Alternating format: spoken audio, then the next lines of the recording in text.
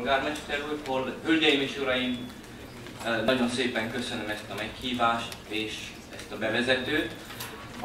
Persze látták, hogy több sapkát viselek a geotermiából, esetleg elindítaná a prezentációt. Persze a Nemzetközi Geotermikus Egyesületnek a vezetőségi tanácsában vagyok, ez már a második mandátumom. Ugyanannak az egyesületnek az európai ágának az elnöke vagyok, amiknek a célja az tulajdonképpen, hogy fejlesszük a tudást és a geotermia ismeretét nem csak Európában, de a világon is, és többek között tagja vagyok, és alapító tagja vagyok az Európai Geotermikus Tanácsnak, ami egy ipari szervezet, és az európai geotermiának a hangja a brüsszeli hatóságokkal szemben. Úgyhogy a geotermia, mint hogy tudják, vagy nem tudják, nem egy olyan energiaforrás, mint a nap, amit látunk, hogy süt a nap, és nem is olyan, mint a szél, hogy látjuk, hogy fúj a szél, és forgat egy turbinát, vagy mint a víz, és hidraulikus energiát tudunk előállítani. Mert ne ez a...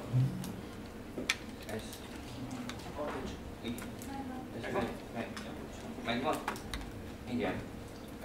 Megpróbáltam tovább beszélni. És a geotermikus energia itt van a föld alatt, a lábunk alatt van, mindenütt jelen van az geotermikus energia, és erről szeretnék beszélni, szóval az előadás címe a geotermia jövője, hogy mit kell tegyünk arra azért, hogy a geotermiát fejlesszük Európában.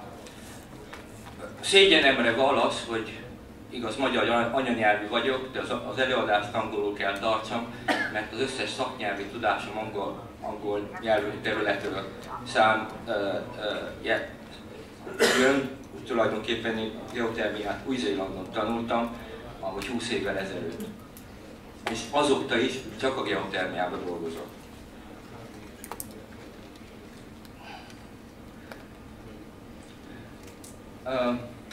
So I will switch now to English. What you will see now, this is because RETS, we are going to give examples. This is a very good example of geothermal energy. What do you see on this picture? You see the Eiffel Tower, you see the River Seine, and you see a drilling rig on the bank of the River Seine. Well, unfortunately, there was a doublet which was drilled in the early 80s. It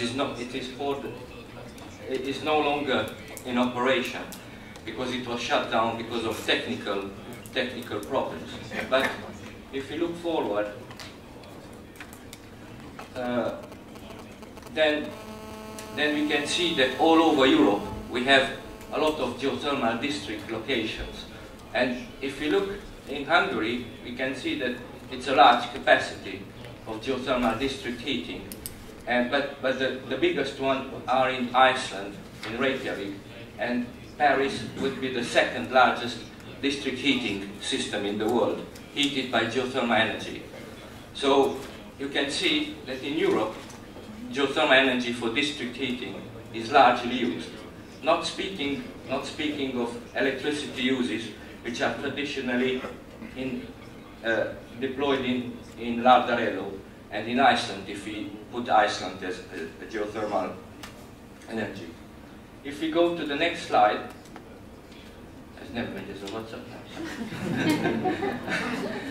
here you will see the geothermal district heating status in the Paris area. As I said, this is the second largest district heating system in the world. So here actually we are producing geothermal energy which produces heat to more than 150,000 homes. And we are producing more than 1 million gigawatt thermal hour a year. So you can see that the development is pretty dense, and the most of the developed area is in southern Paris, and then in the northern, and then also in the northern part. With blue, with black, you will see the operating doublets, which are a number of 34 today. With white are the doublets which are abandoned because of technical and technological problems. With yellow are the new developments which are projected in the Paris area, and with red are the triplets. That means next to an existing doublet, you will have we drill a new well for a triplet scheme. I will tell you about more. So this is what we were at today, at 37 doublets in operation. An average capacity of a doublet is 35,000 megawatts thermal hour a year. And then what you will see is that what we aim at in 2020 to have 45 doublets in operation. Mind you that when we started in 1985, there were 55 doublets already drilled. So what we see now, that we had a high number of doublets, and then these have been abandoned because of technical problems which were not solved in the 80s, but which became solved later in the year 2000. And then this has been more or less constant since then. And then now we face another revival of geothermal energy in France. Well, as you probably know, France is a densely nuclear country.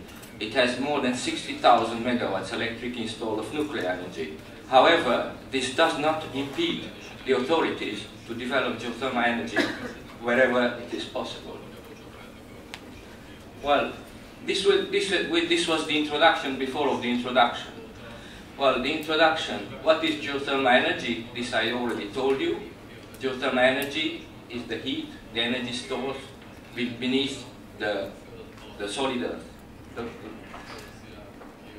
How can we exploit geothermal energy? In the form of heat, which we have seen an example for the Paris area, and in the form of electricity. Each application is distinguished by the technology which is deployed for it. What is geothermal energy in Europe? Well, we could see nothing new since a while. Geothermal energy has been used by the Roman Empire for hot baths and house heating.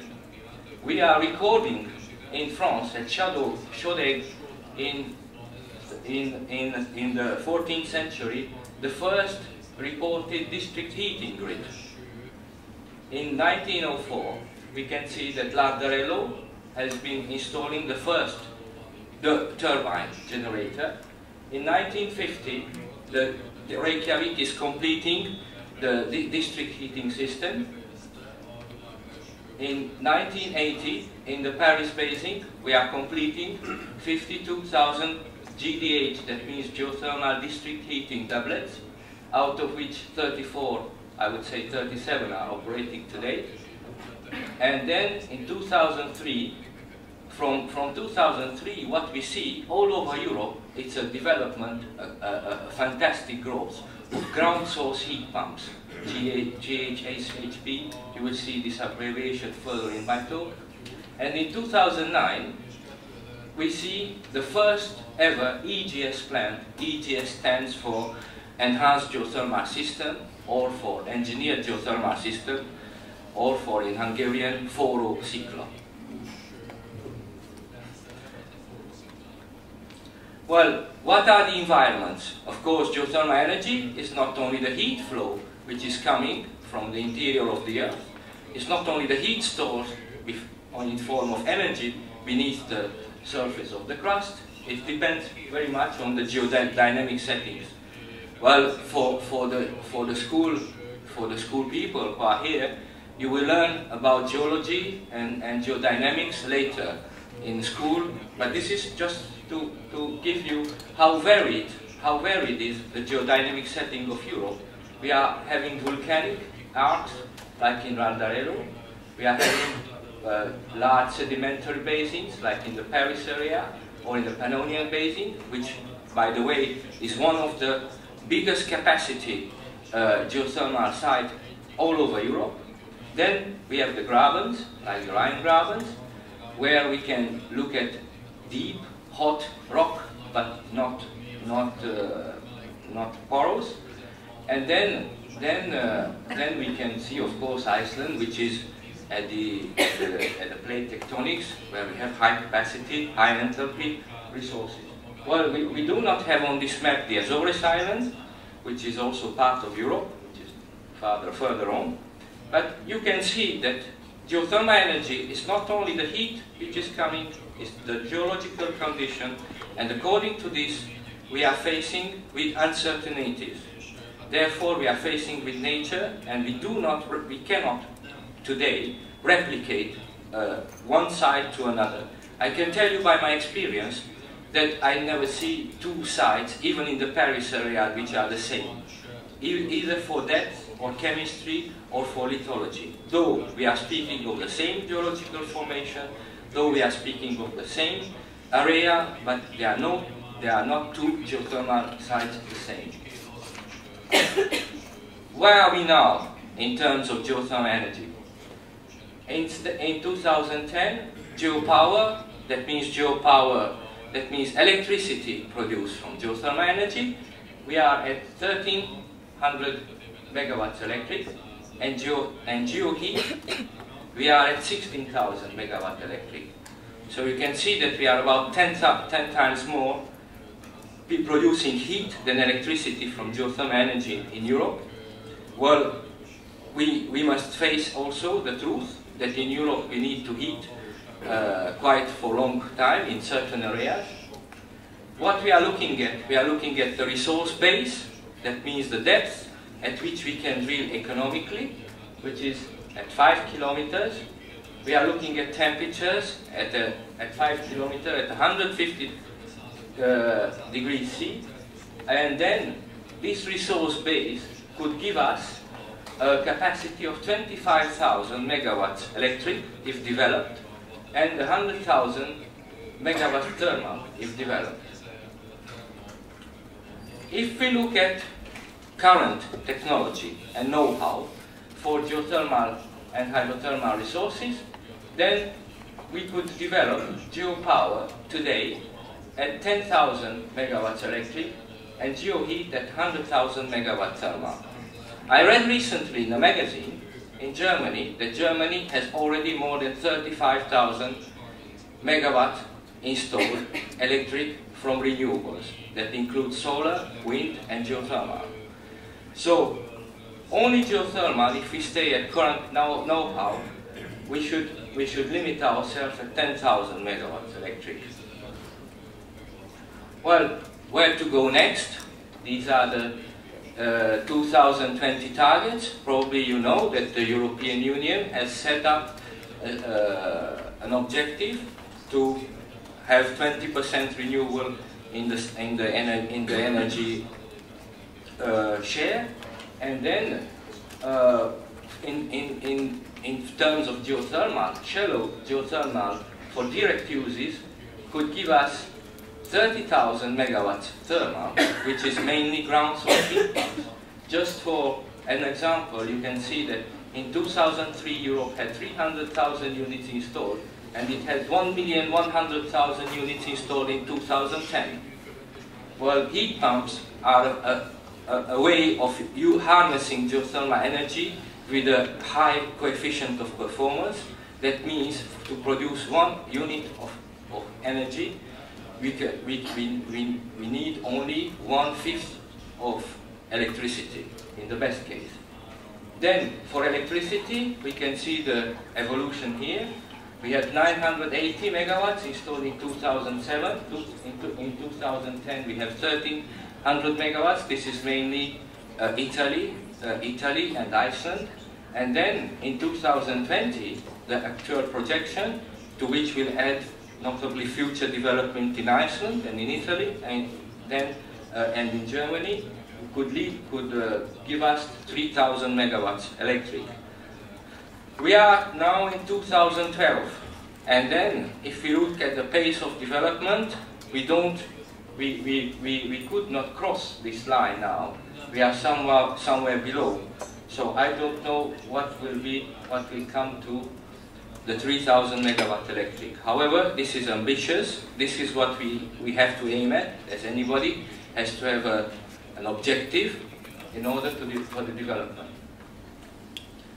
How to go next? How to develop geothermal energy? This is geoheat, that means heat production. Continue producing the enormous ground source heat pump potential wherever it's possible, wherever it's economic, and wherever the new buildings allow it. Install a ground source heat pump. Ground source heat pumps will provide you not only heating but also cooling, and it's a very economic and environmentally friendly way of using geothermal energy. What I did not say on geothermal energy is that geothermal energy is available 24 hours a day, 365 days a year, compared to the sun, which is there when the sun is blowing or the sun is shining, or to the wind, or when the wind is blowing. Then develop shallow and medium groundwater heat pump systems. These are addressing to smaller district heating schemes using shallow aquifers, but these are again heat pump assisted. So we have this machine, the heat pump, to convert low grade heat into higher grade heat. Extend the present geothermal district heating and cooling load. More and more in Europe, due to the global warming, we not only need heating, but we need cooling. Therefore, district cooling is developing more and more in Europe, especially in Southern Europe, where more and more cold is needed as a load. Then recover heat from combined heat and power. Combined heat and power, that means you have a geothermal plant which produces a few hundred of kilowatts, or a few hundred or a few megawatts, and then you use it in a cascaded way in order to recover the heat, additional heat you can produce from the resource. In this way, you can utilize and you can upgrade the resource. Geopower. Well, geopower, we have not much to do. We just have to pursue on the conventional high enthalpy resources. We have to go drill deeper, and then we have to find resources, but these are more or less known.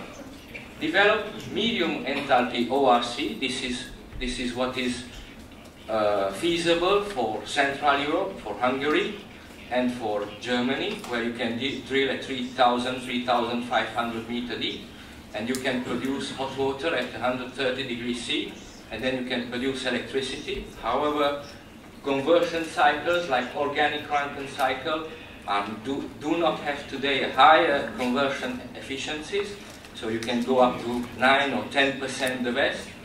The rest you will end up is heat. Therefore, you will need a heat user in order to maximize your efficiency of resource utilization. And then build up EGS know-how. EGS, as I told you, enhanced geothermal system. That means it's a engineered geothermal system which you create artificially in the ground, because in many parts, as you could see on the geodynamic map, in many parts of Europe, you have hot, you have heat, but you don't have a porosity or a permeability which allows you fluid circulation. So you have to create this resource artificially by fracturing. And what is the key for the future in order to use geothermal energy? Many people say geothermal energy is renewable. Yes, it's renewable, but not on a human scale. The heat we exploit today by a conventional district heating system, the rate of heat is 10 times higher than the heat resupply.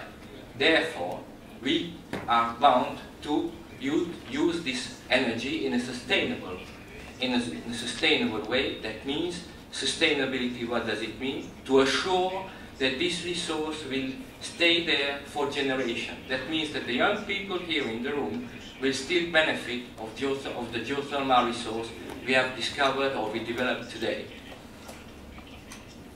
Well, sustainability, this is an example which is taken from the oldest geothermal system from Dardarello.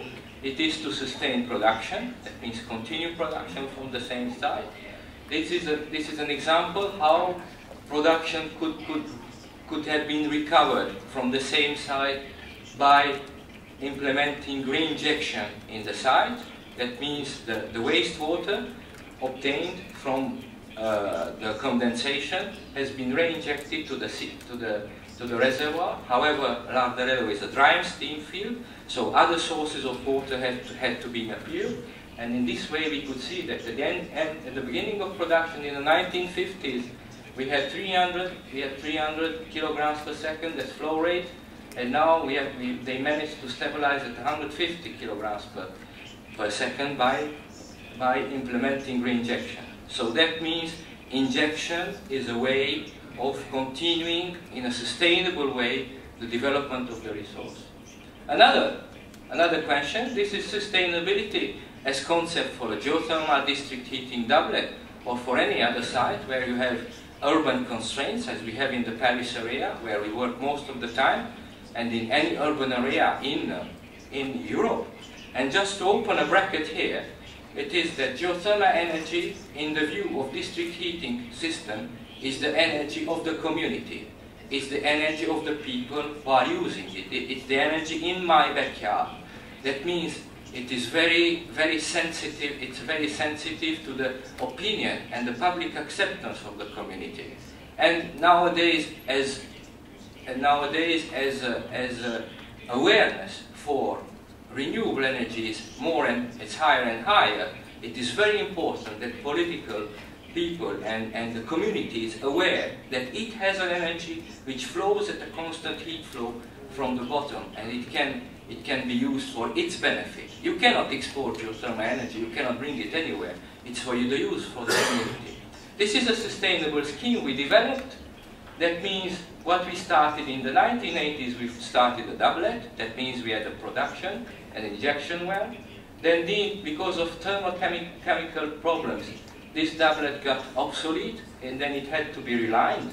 And then we imagined that from the same platform, we drill a new production well, and then we reinject the water in the two former wells, but completed in a smaller diameter. I will not insist on this, but the idea is that by deploying this scheme works for 25 years, then this intermediate scheme can work for another 25 years, then the third scheme, which is the ultimate scheme, can prolong production for another 25 years. We have done extensive reservoir studies to prove that, and then the trend in a densely urbanized, in a densely developed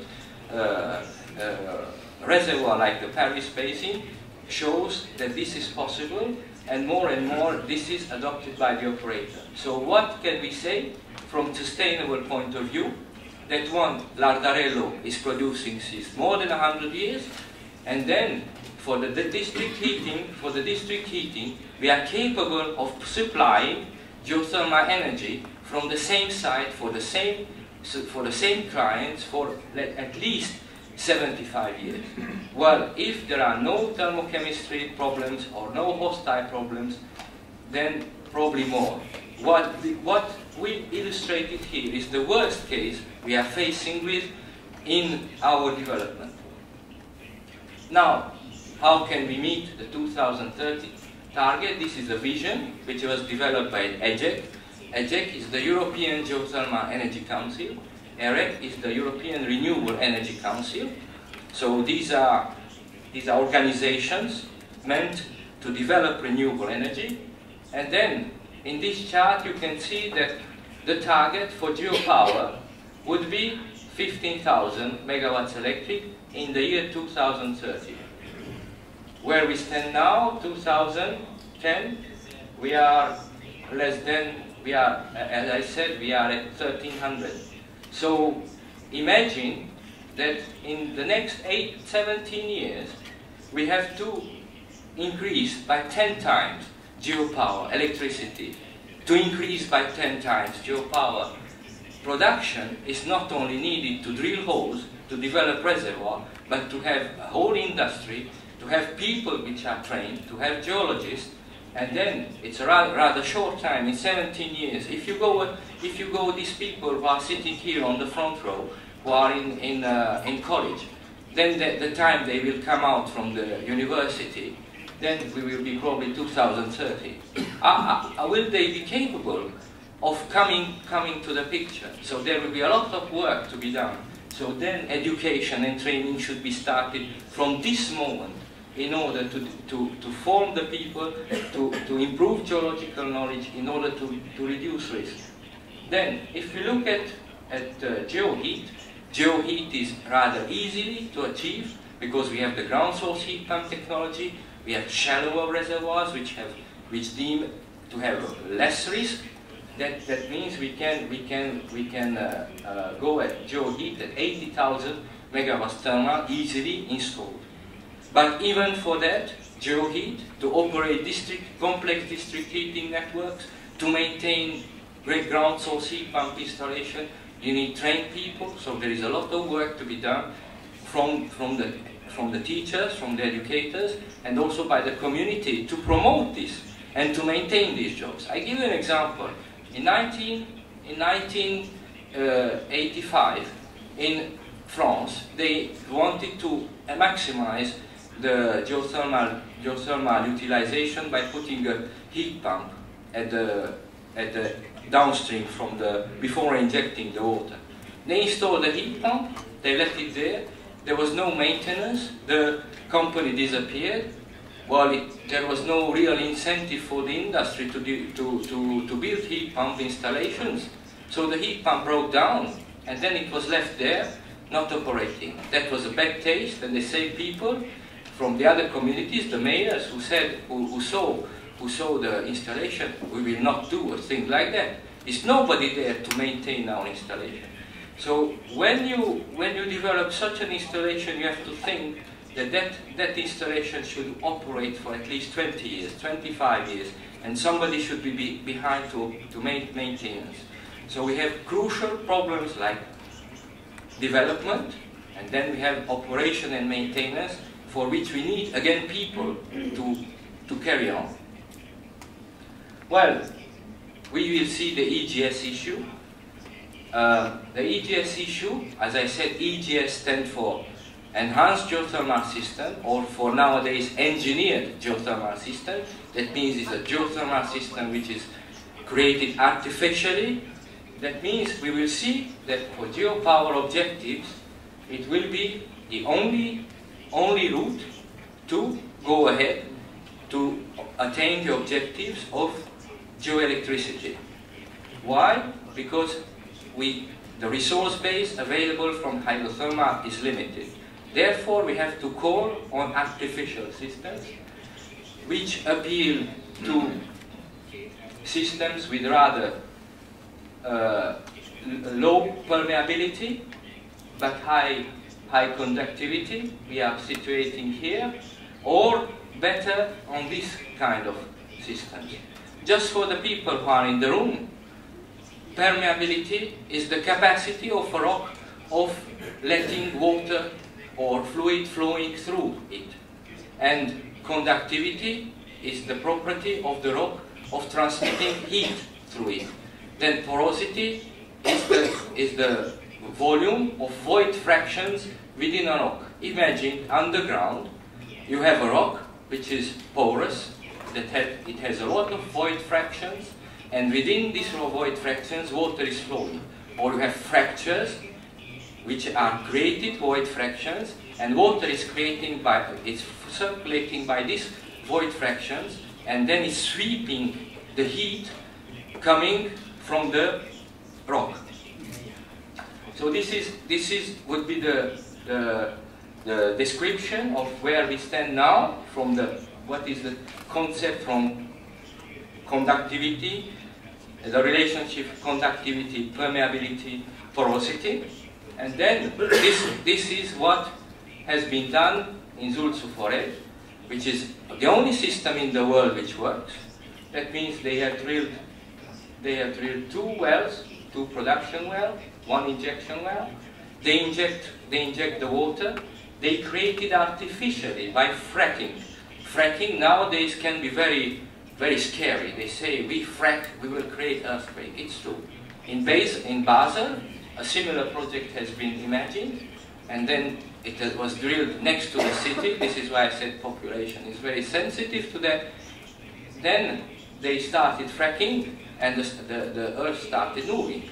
Then people were scared, damage occurred, and then the project was abandoned, stopped immediately because of public acceptance. But this is a project which works. It produces 1.4 megawatt electric, which proves that the technology is possible, the technology can be achieved.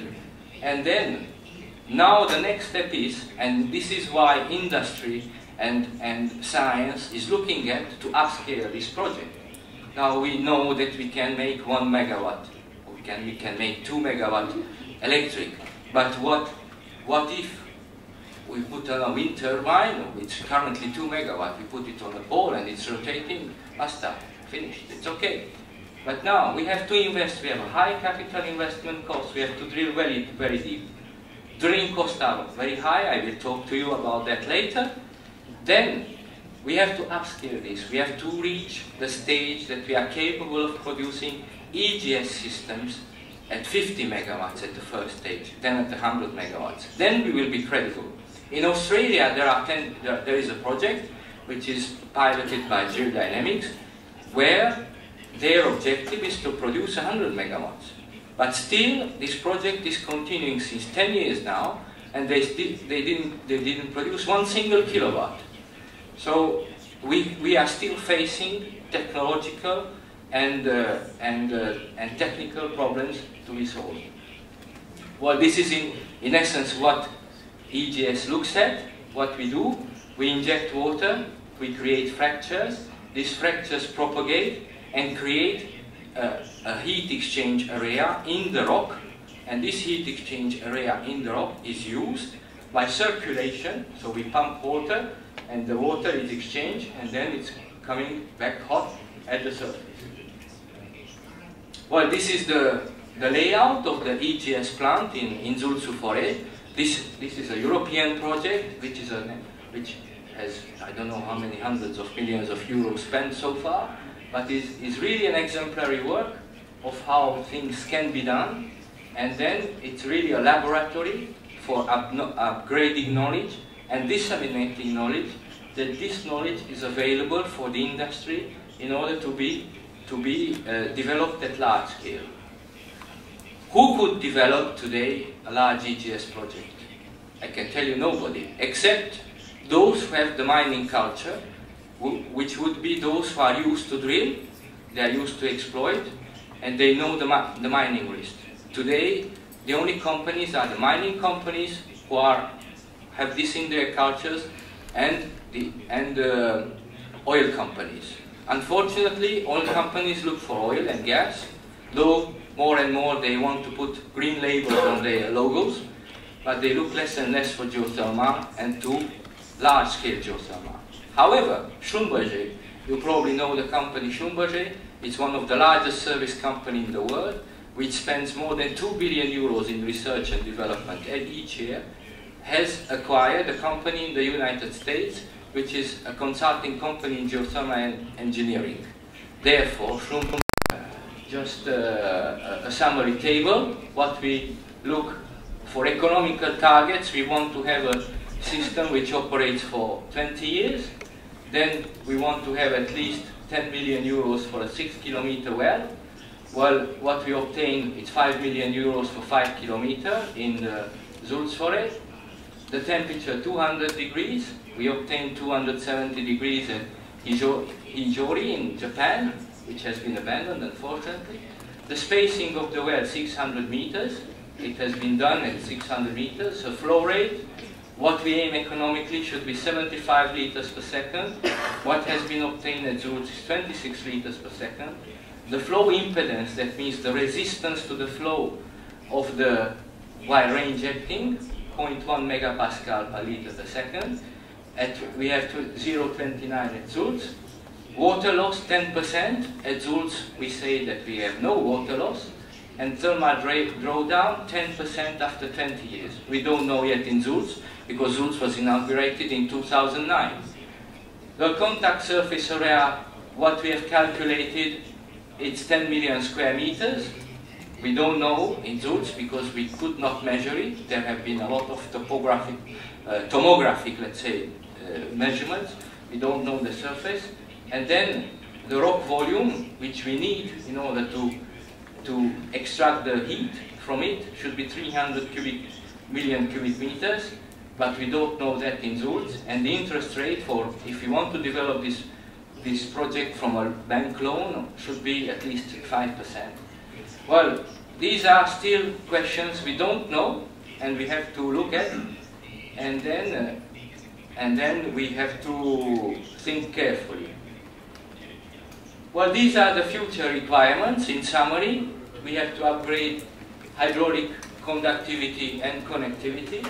We have to achieve a high heat exchange area. We have to secure reservoir life and sustainability. Again, I put accent on that, sustainability. And then we have to master induced seismicity. Because induced seismicity is due to the fracturing, and it happened in Zulz. We know it has been measured, but it has been not felt by the population. Induced seismicity occurred in Basel. For this, the project has been abandoned. Induced seismicity occurred in Landau when they stopped the injection well. This is why now Landau produces only 60% of its capacity. Therefore, these are questions which are very sensitive and have to be mastered. However, induced seismicity has a benefit in areas where you have earthquake risk, because by injecting, you can lubricate faults, and by lubricating faults, you may avoid disaster or high earthquake. This is an object of research which should be done, and I think for this many scientists should go together and solve these problems, and this research would be very beneficial for controlling the underground stress and also avoiding catastrophe. Well, this is a map which has been produced by BRGM. BRGM is the National Geological Survey in France. There has been a study on EGS potential in Europe, where you can see that the hottest part of Europe, where they are, hottest part of Europe, we are standing on the hottest part of Europe. So EGS, deep EGS, we can do it even here, and elsewhere in Europe. Then, what do we have? Constraints for future development is for the ground source heat pump are the temperature depletion. You know, if you are producing heat with a heat pump, you are extracting heat and you are ejecting a colder fluid. That means you are cooling the ground, unless you are producing heating and cooling, in which way you can balance the conductive heat transfer from your well. Then for EGS, which is the future, there are the drilling costs and the induced seismicity. So these are key problems which have to be solved. Drilling cost, we cannot solve it very much because drilling is depending on the market conditions. If the oil price is high, drilling rigs are sold expensive, and then because there is a limited number of drilling fleet, and the same drilling fleet is available for geothermal. This is why geothermal has to be created as an industry. That means industry which has its own mining infrastructure creation and its own management system. And then I will show this. So here is a figure which related to drilling. It's the drilling index until 2008. I have done a research before preparing this PowerPoint, and I would say that the drilling index didn't change too much from the 2008. So if I take that the drilling index was 100 in 2000, then we are at the drilling index at 179 in 2008. So the price has been almost doubled for drilling since 2000. This is why, if we have a constant market for developing EGS or hydrothermal, deep geothermal I would say, then adequate rig fleet can be allocated to it, and a good business plan can be developed in order to maintain drilling costs at a reasonable price. This is what scares every project developer in geothermal, the mining cost. You have to drill. Drilling, it's costly and is risky. We have somebody in the room. Well, I will come now to the conclusion. I think I'm not too late. In order to meet the objectives, we have to continue developing shallow heat pumps. We have to develop deep and ultra-deep EGS, and then continue developing hydrothermal systems at the limit of the available resource base. Well, what would be a relevant roadmap for the future, it is that by 2020, create a geothermal industry. This is what I was telling you earlier today. Create a geothermal industry. Then develop a competitive market for geopower. That means competitive market is not only a market which is living by subsidies or by feed-in tariffs. It's a market which supplies renewable energy on the market at a competitive price. That means people are struggling for it, to buy it. And then, by 2050, have large EGS plants, and then have a base load energy supplied by EGS plant at competitive costs. What else I forgot to tell you? It is that EGS, or geothermal energy in general, it's base load energy, because it's available all the time. So you can operate a plant, whatever it is, at constant heat, at constant power. Therefore it can sustain for a long time. And this is very important, because compared to other renewable energy sources, it can secure a long-term operation. And it cannot, and it's very good because it can be complemented with other renewable, like wind, which can come in complement, with solar, which can come in complement when higher demands are needed on the grid. Well, there is a market report which has been created by EGEC. This has been published in December 2011. This year, in 2012, we are going to have the Geopower Conference in Budapest in 3 and 4 December. I invite everybody to participate. It's a rather interesting conference. It's more for business than for science. And this market report is available for EGEC members. Otherwise, those who are interested on the market report, you can write to EGEC, and then they can sell it to you for, I don't know, 250 euros. Okay, I had one more slide before we settle down. Okay, so in conclusion, geothermal energy, it's a renewable, sustainable, it's proven, it's achievable, and it's realistic. So all the communities go for it. Thank you very much.